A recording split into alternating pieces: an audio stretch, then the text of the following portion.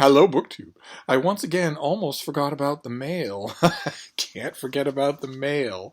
I have saved one package. We can do one package. It'll be mail. It'll keep our streak going. We'll see what it is. We've done many one book package mail openings before, so this is not anything new. It's one of these asbestos envelopes that you merely touch it and it showers your whole room with asbestos. That's great. And it's a bound galley, so it's not even a. Let's get that as far away as possible. It's not even a review copy. It's one of these things where somebody's just brought the pages to a copy shop. And what have we got here? This is by Richard Lisher, and it is Our Hearts Are Restless: The Art of Spiritual Memoir. Fantastic cover. Just fantastic. Books arranged as a heart shape. Very nice. But since this is an advanced copy, I don't know what we're going to have here in terms of any kind of thing that I can read you. This is just the pages of the book itself.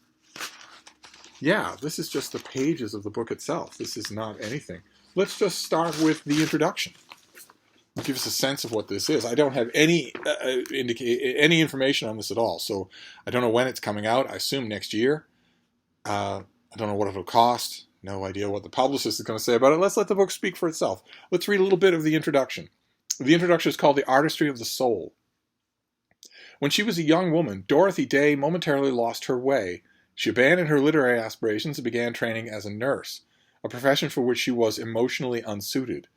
Her patient's demands and their gruesome suffering broke me, she said, and she quit in humiliation. During the same year, she fell hopelessly in love with a man who treated her badly, and she wound up having an abortion. She followed that relationship with a disastrous marriage on the rebound to a much older man. If there was a defining thread to her young life, she had lost sight of it. She was acting out of this desperation amidst a global catastrophe, the 1918 to 1920 influenza epidemic. That connection had escaped me until a new catastrophe descended upon our world almost exactly 100 years later.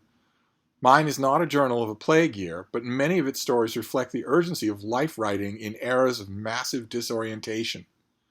In fact, memoir in particular seems to thrive on just such circumstances.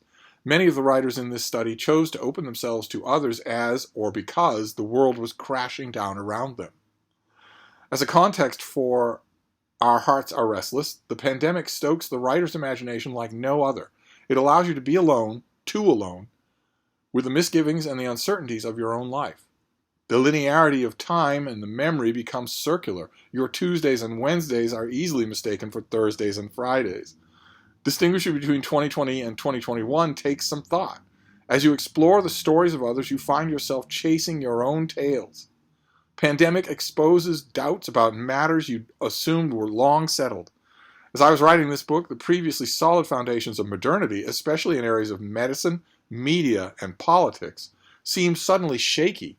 Ordinary human activities like attending class, going to church, taking the subway, buying groceries became exotic sources of longing. The very notion of agreed-upon facts seemed unachievable, if not downright absurd. Okay, well, that's just the beginning of the introduction. I'm totally on board. I'm totally on board. So I need to figure out, I will just write right on this thing. Because I'm assuming, if I get something like this, I'm assuming that I am soon going to get the review copy and then the finished copy. So I don't need to pay much. I have a stack of these things. I never know what to do with them. It doesn't feel right to give them away to anybody because they're not going to hold up to a reading. It doesn't feel right to donate them to charity shops or sell them to the Brattle or anything like that because they're not real books. I'm sure, given the book world, I'm sure that there's a collectible atmosphere out there for these. I'm sure that in some way these things are collectible because everything is.